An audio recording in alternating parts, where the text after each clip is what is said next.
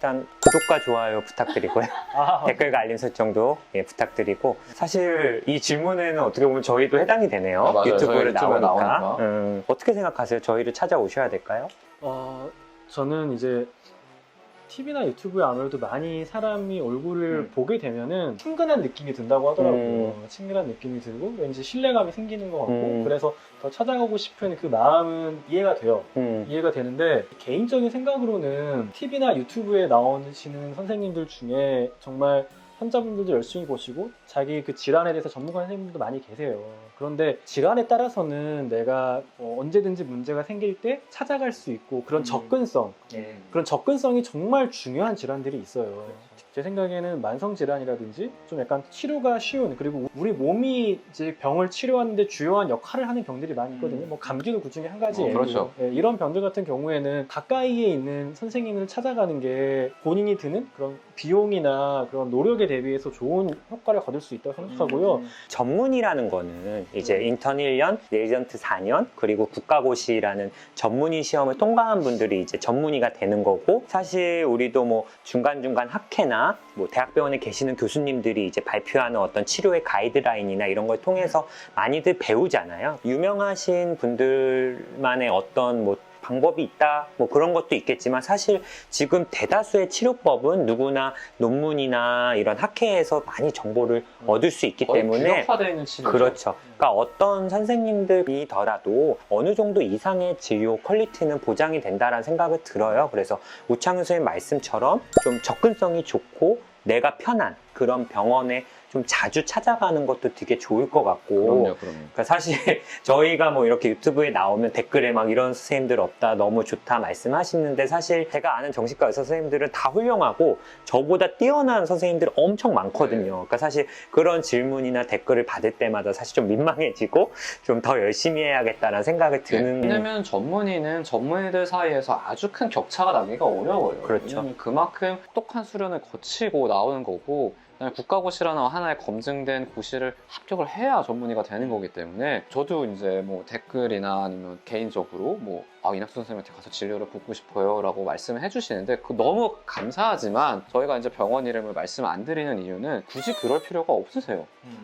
특히 뭐 비염이나 축농증이나 이런 병들은 진짜 아까 우창윤 선생님이 말씀하신 것처럼 가깝고 내가 편하게 갈 수 있는 병원에 가셔야 되거든요. 그렇죠. 그래야 내가 어떤 문제가 생길 때 바로바로 갈 수 있고, 그래야 내가 꾸준히 치료받을 수 있습니다. 만약에 저한테 오는데 한두 시간이 걸려요. 근데 비염은 적어도 한 달에 한 번은 봐야 돼. 그러면 그만큼의 시간을 들여서 하다가 치료가 끊길 수 있겠죠. 그렇죠. 그럼 그렇죠. 오히려 훨씬 손해가 되는 거예요. 저는 그냥 그런 병이라면은 가까이 있는 병원에 가시면 좋겠어요. 근데 만약에 내가 걸린 병이 내 근처에 있는 병원에서는 볼 수가 없는 병이다. 맞아요. 중증도에 따라서 선택하는 병원은 달라질 필요는 있어요. 우리가 뭐 비염 가지고 뭐 대학병원을 뭐 두세 시간 걸려서 뭐 간다거나 그럴 필요는 사실 없잖아요. 그러니까 내가 가진 병이 근처에 있는 병원에서 해결이 가능하다. 그러면 근처에 있는 병원으로 가시는 게 맞지만, 만약에 내가 가진 병이 뭐 암이다. 그러면은 대학병원으로 가시는 게 맞겠죠. 또 작은 질환이라도 예를 들어 여러 과를 동시에 다니신다거나 다양한 약물을 복용하시는 경우는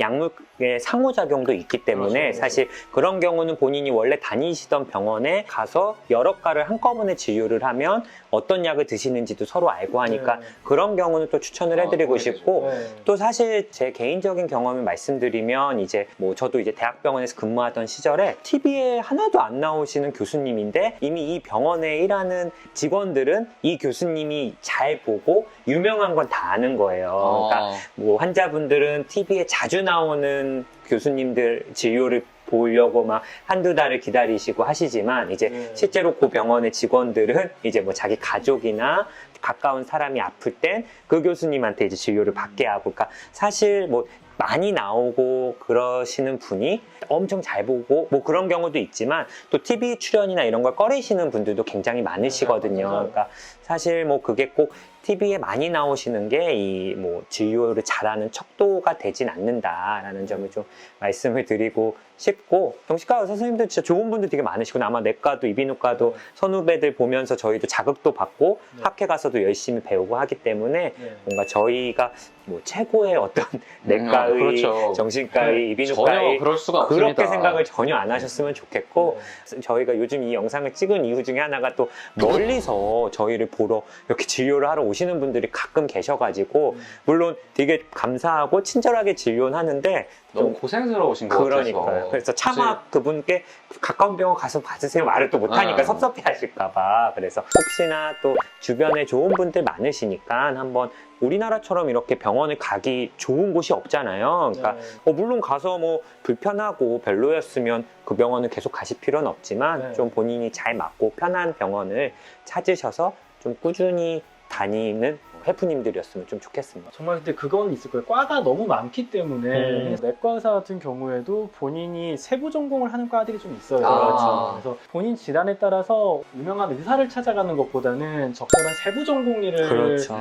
세부 전공한 선생님을 찾아가는 거는 의미가 있을 수 있어요. 맞아요. 특히 이제 대학병원 같은 데 오실 때는 신경과를 가는 김에 이것도 물어보고 저것도 물어보고 이것도 물어봐야지. 그러면 사실 그냥 그 선생님은 다른 전공은 사실 아는 게 많이 없습니다. 네, 사실 그렇기 때문에 동네에 있는 그런 선생님들이 오히려 이제 그런 진료가 필요한지는 이야기해 주시는 경우가 있을 수 있어요. 그렇죠. 과마다도 그런 게 있으니까 뭐 이비인후과도 코골이나 아니면 보청기 쪽을 전문으로 하시는 분도 그렇죠, 있고, 그렇죠. 네. 어지럼증만 보시는 예, 분도 계시고. 음성 쪽을 하시는 그렇죠. 분도 있고, 정신과도 뭐 소아라던가 아니면 가족 간의 부부 간의 부부 치료나 이런 부분을 특화해서 하시는 분들도 계시기 때문에 네, 좀 그런 경우는 우창현 선생님 말씀처럼 본인이 필요한 게 뭔지 좀 알아보시고 좀 그런 쪽으로 가보시면 좀 좋을 것 같다는 네. 생각이 듭니다. 그래서 저희는 그냥 평범한 의사 중에 하나고, 저희 같은 의사는 굉장히 많아요. 평균 여러분들 의사라고 생각하시면 예, 됩니다. 평균 이하는 아니죠? 그렇지는 그래도 공부 저는 열심히 하고 이상이라고 있어요. 생각합니다. 저희가 항상 더 열심히 하고 셰프님들한테 부끄럽지 않은 네, 그거죠. 그런 어떻게 보면 친구 같은 의사 유튜버가 되려고 노력을 하고 있으니까 그냥 좀 더 친근하게 생각을 해주시면 좋지, 뭔가 저희가 아주 그런 명이라고 생각을 안 하시면 좋겠다는 말씀에서 이 영상을 찍어봤습니다. 예, 네. 감사합니다. 영상을 잠깐만 왜 이렇게 안 되지? 예. 아직도 어색한 닥터 프렌즈입니다. 구독 영상은 여기서 봐주시고요. 또 재밌는 관련 동영상들 위쪽에 있으니까 또 한번 봐주시면 구독 버튼 좋겠습니다. 아닌가 여기 있는데 예, 구독 버튼 영상 아니에요. 예, 그리고 영상 해주시고요. 저희 구독을 하면 건강해집니다. 그러니까 여러분들도 닥터 하시고 계속 봤으면 좋겠어요. 예, 안녕.